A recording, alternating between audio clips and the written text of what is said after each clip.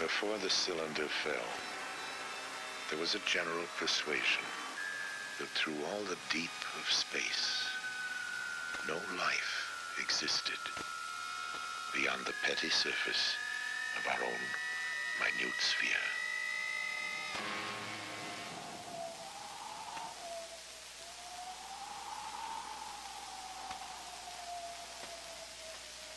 We know now that in the early years of the 20th century, this world was being watched closely by intelligences greater than man's. Across an immense ethereal gulf, minds that are to our minds as our minds are to the beasts in the jungle. Intellects, vast, cool, and unsympathetic, regarded this earth with envious eyes, and surely drew their plans against us. Hello, I'm Orson Welles, and I've been quoting from another Wells, no relation, H.G. Wells, the distinguished novelist, historian, prophet, who was also the great master of science fiction. He wrote The War of the Worlds, on which was based a certain notorious radio broadcast, which, as some of you may remember, sent many thousands of our listeners panicking into the streets all over the country. H.G. denounced me for doing it, but later when he realized that our broadcast, like his story, was not intended to cause riots, but just to entertain, we got to be good friends. And I was forgiven. Whether all those people who jammed the highways and even took to the hills to escape the Martians have forgiven me is another matter. This is it. We thought that this was it. Listening to that show, I said we were very impressionable at that age because of Buck Rogers and Flash Gordon, and that really made a big impression on us. One fellow in particular who owned a store took the money from his cash register and loaded his car up with food and took off for the mountains and left his wife and children at home. New York City was just demolished, and they were coming closer. All of North Jersey is an inferno, and they are proceeding south. I can conceive of no nightmare as terrifying as establishing such communication with a so-called superior, or if you wish, advanced technology in outer space. George Wald is a Nobel Prize-winning biologist, one of a group of distinguished scientists meeting on the subject of extraterrestrial life. All of the people you will be seeing in this program, scientists, radio listeners, Orson Welles, have one thing in common. Each has had reason to believe in the likely existence of non-earthly life in the universe. I think there's no question but that we live in an inhabited universe that has life all over it. What I'm imagining is the facts that I've just stated becoming generally known, so that people know that out there is a million other civilizations. They all look fabulously ugly, and they're all a lot smarter than us. That seems to me useful and a character-building experience for mankind. From the monstrous Mars life of his famous broadcast, Orson Welles will be taking us through science fiction to science fact, to the new view of extraterrestrial life now emerging from probes to the planets, interstellar discoveries, and findings about the nature of life itself. A real picture as astonishing in its way as the science fiction of 1938. If there is life out there, intelligent life, how did we ever get the notion that it might be otherwise than friendly? Well, Mars, of course, is the god of war, so the planet bearing his name might be expected to have warlike intentions. In our broadcast, the Martians were as aggressive and ruthless as any human being. Ridiculous assumption on the face of it. They were supposedly as bad as we are, at our worst, and also much uglier. They brandished death rays in their slimy tentacles. And for a while at least, just toward the end of the radio play, they appeared to be totally invincible. What finally stopped them? Well, here's the way it went. In the words of the mythical Professor Pearson of Princeton, who was our commentator, I remember, he said, writing in his journal when the whole thing was put together again and the world was in business, I remember wandering through Manhattan, standing alone on Times Square, and catching sight of a lean dog running down 7th Avenue with a piece of dark brown meat in its jaws.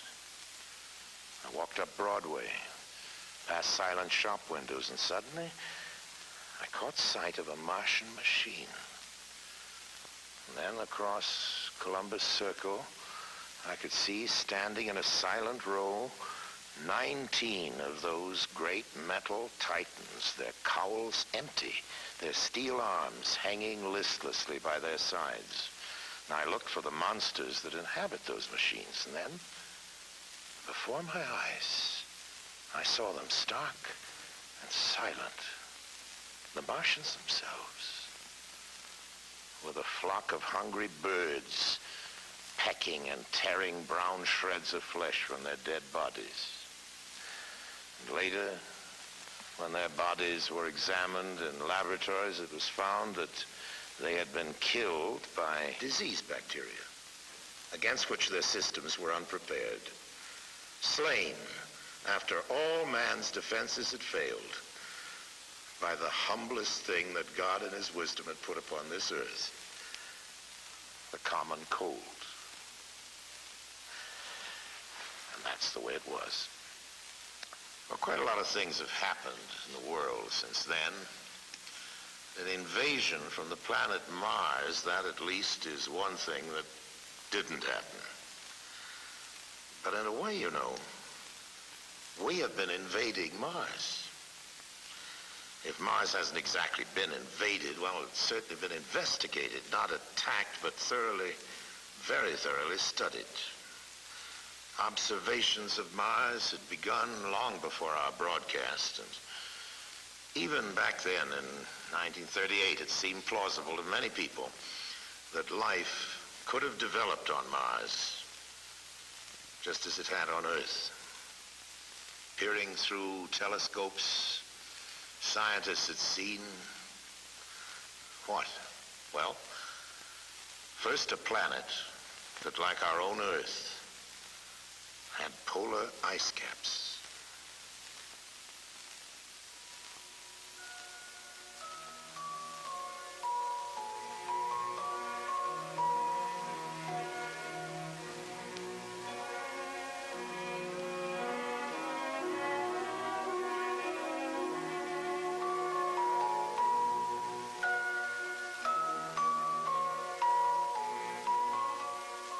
They were fascinated to see that the ice caps grew and receded with each year. Large areas changed color with the seasons. Did that mean vegetation? Straight lines were sighted on the planet's surface. Some called them canals. The American astronomer Percival Lowell believed that these Martian canals had been created by an advanced technological civilization. First in 1965 and then again in 1969, NASA sent spacecraft to fly by Mars and send back scientific measurements and close-up photographs. This is picture 21, a red picture, wide-angle picture, fantastic picture. That's beautiful. That's beautiful. Look at those little craters. This is a narrow-angle camera view. The Mariner missions were great achievements for the scientists. But the pictures of Mars showed a world of total desolation. Was Mars less like the Earth then and more like the Moon? There were no canals, no cities, no areas of cultivation, no signs of upheaval or layering in the Martian crust to indicate that the planet was active or evolving geologically. The pictures revealed no volcanoes to spew out gases that could enrich the atmosphere. And water, so essential to life, seemed to be present only in traces. The atmosphere was so thin as to make the possibility of life seem even more remote. For the fans of science fiction, not very exciting. But for scientists, the whole excitement is finding out the facts. That's the whole name of the game. Now, these first flybys had revealed only some of the facts. But all the same, the exploration of Mars and of all the other planets of the solar system was actually getting underway. I can't feel that any person with any soul can look out on that universe that surrounds us and can imagine the immensity of it and the history of it without being rather impressed with the idea that we, as little atoms made of the same stuff those stars are made of, have the capability to regard the other part of the universe. One piece of the universe has the ability to look at another part of the universe and wonder about it. That's a very amazing thing, and it brings into one's mind all kinds of thoughts about religion and philosophy and so on. But don't ask me about life on Mars, okay? In the fictional Martian story, in the War of the Worlds, it was understood that the Martians were fighting for their own survival. Their planet was growing so cold and inhospitable that they might perish if they remained. While real life confined to such a planet would fight for survival by trying to change itself, by evolving. Every living thing on Earth has evolved from the lowly, the invisibly small microbe. Given nourishment, the microbe will grow colonies so vast that they rapidly become visible to the eye. Here on our planet, microbes have adapted to survive the most hostile conditions. Arid deserts, the frozen Himalayas, in trenches under thousands of tons of pressure in the ocean deeps. Biologists at Ames Laboratory are discovering adaptive capabilities in life forms that a few years ago would have been regarded as fantastic. Within the cooling systems of atomic reactors, organisms have been discovered flourishing, where radiation could be expected to destroy any living thing. In hospitals that use ultraviolet for sterilization, strains have been found resistant to the killing radiation. Biologists are growing organisms in salt solutions, in acids, in alkalines, in ammonia gas, in boiling hot springs, in ice that is thawed for part of every day. In the vacuum of a space simulator, life forms have been flourishing for years without oxygen.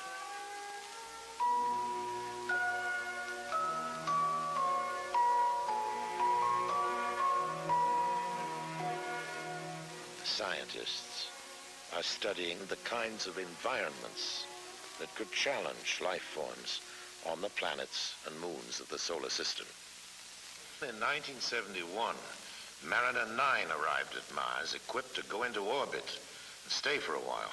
A good thing, too, because when it arrived, Mars' surface was obscured by a global dust storm. As the storm abated, a whole new Mars began to make its appearance. The first feature that swam into view, poking up through the dust, appeared to be a huge impact crater. But it stood miles above the Martian lowlands on the peak of an immense mountain, Nix Olympica. And as the dust settled further, the stunning truth emerged that the mountain on Mars was indeed a gigantic volcano. So, geologically, Mars was not a dead planet after all. Vast stretch marks on the planet showed that Mars' surface is shifting and changing on a colossal scale. Mars is beginning to look, geologically at least, more like the Earth and less like the Moon. And then new evidence of water has begun to turn up in surprising ways. Among the many clouds in the Martian atmosphere, some have been found to be composed of water. Then close-ups of the surface have begun to turn up strange, sinuous patterns. Some compare with the patterns cut into the surface of our own planet by the Mississippi River. Slowly the interpretation emerged that only a fluid flowing continuously over the Martian surface could have caused such patterns of erosion. Some scientists didn't agree, but astronomer Carl Sagan theorized that Mars indeed contained a great deal more water than we'd supposed. The water might remain locked within its crust as permafrost during ice age times such as the present, but during cycles of warmth, when the polar caps release gases to form a heavier atmosphere, the water may be released into clouds. Such clouds could bathe the planet in rains for thousands and perhaps millions of years. If Sagan's interpretation is correct, life could have originated on Mars in favorable cycles and may have adapted itself to harsher conditions as they developed, and indeed may exist on Mars to this day. Exobiologists are studying other environments, even as they prepare to search directly for life beyond the planet Earth.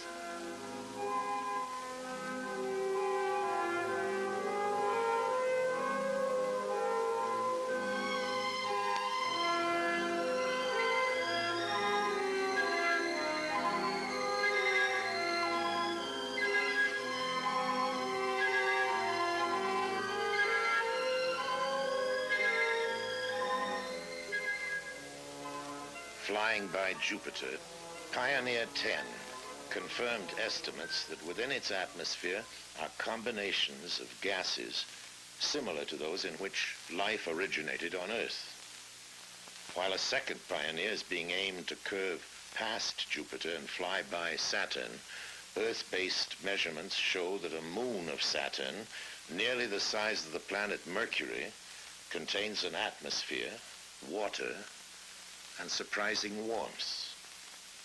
A Viking spacecraft is being readied to land on Mars in 1976, carrying an automated chemical laboratory to sample Martian soil for life forms. The discovery of just one bacteria on Mars, or any other body of the solar system, would indicate that the whole chain of evolutions, cosmic, chemical, and biological, is at work everywhere. In that case, the creation of life anywhere in the universe would be more the rule than the exception. In that case, there may be other intelligent civilizations capable of communicating with us. In the impact on ourselves of contact with another intelligent civilization, how it might come about and what the effects might be, is now being discussed by serious thinkers the world over. This symposium at Boston University includes astronomer Carl Sagan, anthropologist Ashley Montague. Krista Stendhal is Dean of the Harvard School of Divinity. Professor Berenson teaches a course entitled Search for Life in the Universe. Professor Philip Morrison of MIT co-authored the first seriously reasoned paper on possible modes of communication with extraterrestrial life. George Wald won the Nobel Prize in 1971 for his work in physiology. It is now okay to talk about life elsewhere or intelligent life elsewhere, whereas a decade or two ago it wasn't okay. It was considered too speculative to be worth any investment of time. That the number of stars in our galaxy alone is so staggeringly large, of the order of 10 to the 11 or more. The probability of stars having planetary systems is so high, we think perhaps half.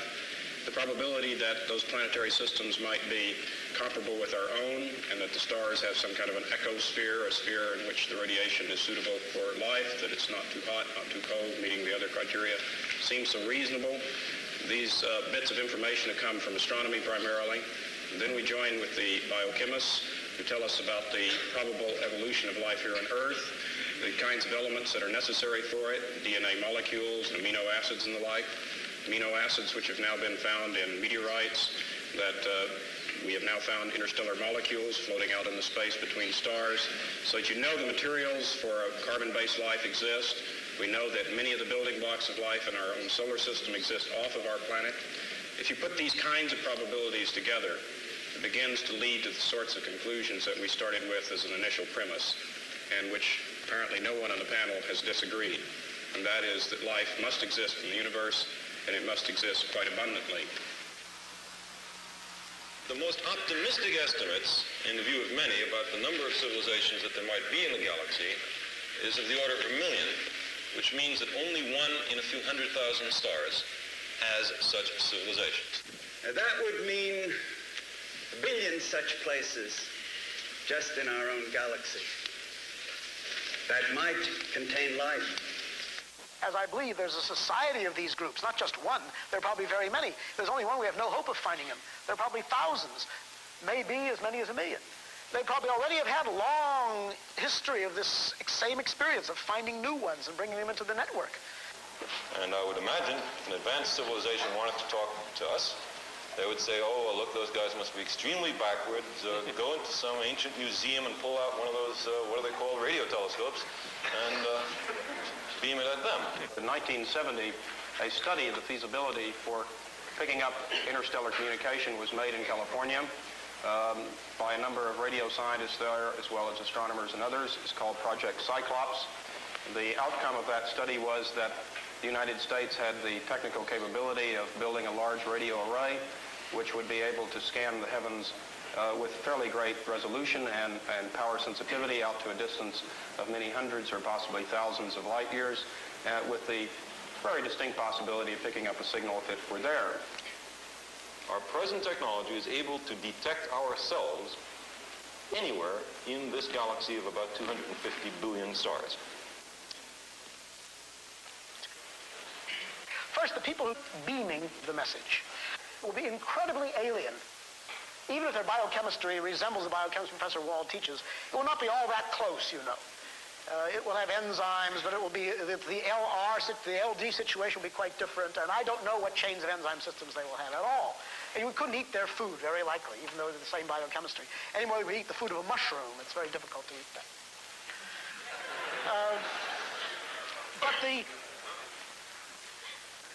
So I think, first of all, there will be two great phases of this eventual time, which I think will come in 10 years or 100 years, or I don't know, maybe longer, when some satisfactory radio telescope work or something similar will acquire evidence of the deliberate beaming of a message, protracted message, out into space.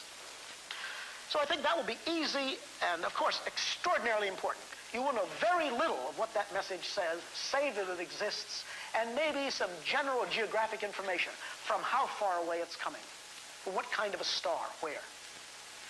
And then I think that you will have pouring into the recorders, week after week, month after month, decade after decade, an enormous body of obviously interesting and meaningful pulses. And you'll be able to read them slowly and fitfully, because they will not be coded, but they'll be anti-coded. That's to say, the people who designed them, the beings who designed them, will have thought very carefully how to make the maximum number of mathematical clues. The best way to single out the meaning will be made available. I think the most important thing that it will bring to us, if we can finally understand it, will be a description, if it exists at all, of how beings disposing of great technology were able to fashion a world in which they could live and persevere and maintain something of worth and beauty for a long period of time. And finally, it would end our social and cultural isolation. To date, we have been bounded not only into our own countries and into our own small regions on this planet, but most assuredly within our solar system itself. If there are the tens of billions of other civilizations which the predictions indicate might be, then we would join a larger galactic community. In 1976, we're going to be able to explore Mars for perhaps not so humble microorganisms. Before and after that, we'll be searching the planets and the galaxies for clues to fill in the new patterns we're discovering. The evolution of evolutions that has produced us and the possible millions of other civilizations. It is conceivable that a spherical ship will land in front of the Washington Monument and a figure with 4 antennas and otherwise looking like the professional football player will walk out and demand to see our leader. But I hope very much that the universe of circumstance is wider than the rather shoddy imaginations of science fiction writers for 30 or 40 years. And I'm pretty convinced it is. We've not found their guidance so great in any but the most modest activities, like going to the moon, which is not very much.